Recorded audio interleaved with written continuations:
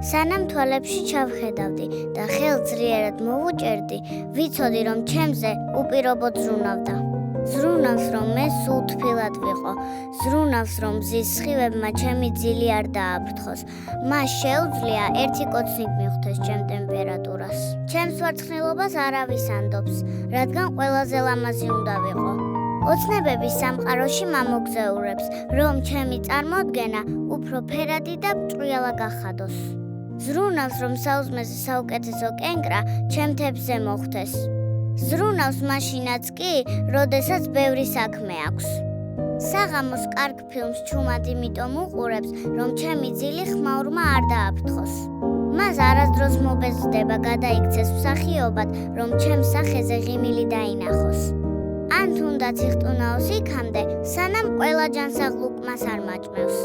ეს შეუძლია მხოლოდ დედის ზრუნვას, რომელიც მე და მან ვიცით მხოლოდ.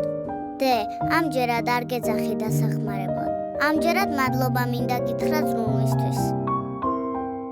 მე და დედა, სიყვარული და ზრუნვა ერთ ყუთში.